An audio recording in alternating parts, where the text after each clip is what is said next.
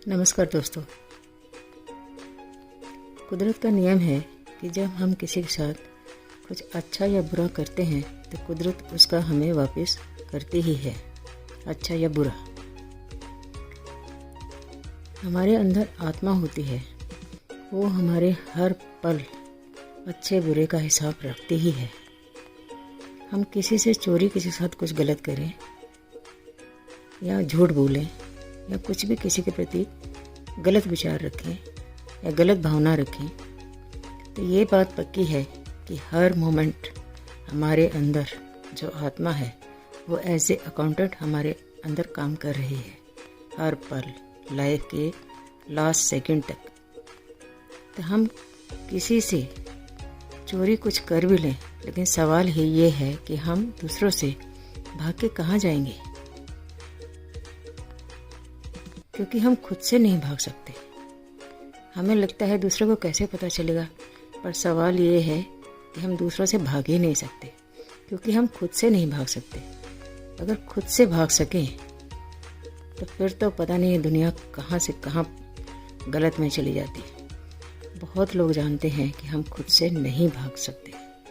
तो जब खुद से नहीं भाग सकते तो हमें दूसरों से चोरी करने का फ़ायदा, और चोरी करना, किसी के प्रति गलत करना, रेप करना, किसी को मारना, घर वालों से छुप के कोई गलत काम करना, कुछ भी जब गलत करते हैं तो हमारे अंदर आत्मा एज ए अकाउंटेंट काम कर ही रही है। वो हर मोमेंट हमें अलर्ट करती है, हर मोमेंट हमें समझाती है कि ये नहीं करना चाहिए, ये गलत है, ये उसको नुकसान पहुंचाएगा, ये उसके लिए अच्छा नहीं।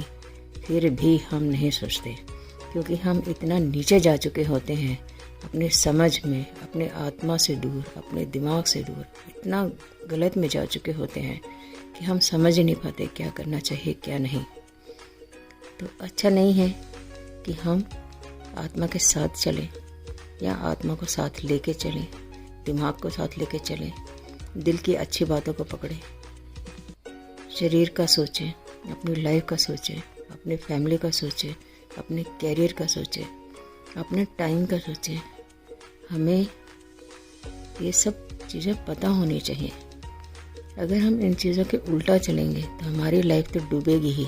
हमारे आसपास वालों की कितनों की लाइफ डूब जाएगी, हम सोच भी नहीं सकते। क्या हमने अपने कभी घर वालों का सोचा है?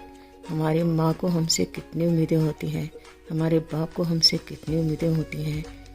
अगर हम उनकी उम्मीदों पे खरे नहीं उतर सकते, वैसे तो उनकी उम्मीदों पे खरे उतरना चाहिए, बल्कि मुझे तो लगता है उनकी उम्मीदों से बढ़ के काम करना चाहिए। पर अगर नहीं भी कर सकते, कम से कम उनकी उम्मीदों तक तो पहुँचें। वो भी नहीं पहुँच सकते, कम से कम उनकी उम्मीदों के अगेंस्ट न जाएं, उलट ना जाएं।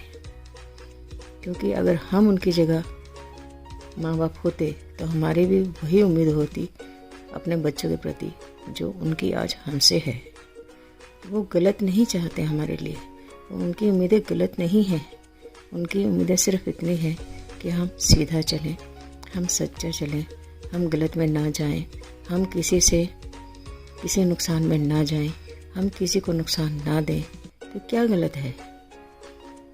लेकिन एक विक्टिम बनाने वाला इन चीज़ों को सोच ही नहीं पाता, क्योंकि वो अपनी लाइफ का ही नहीं सोच रहा या सोच रही, तो दूसरे की लाइफ का कहाँ से सोचेगा।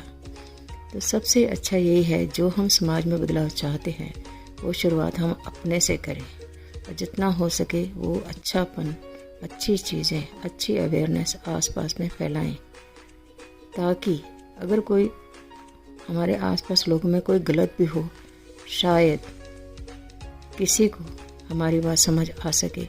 कम से कम हम अच्छापन फैलाने की कोशिश तो करें।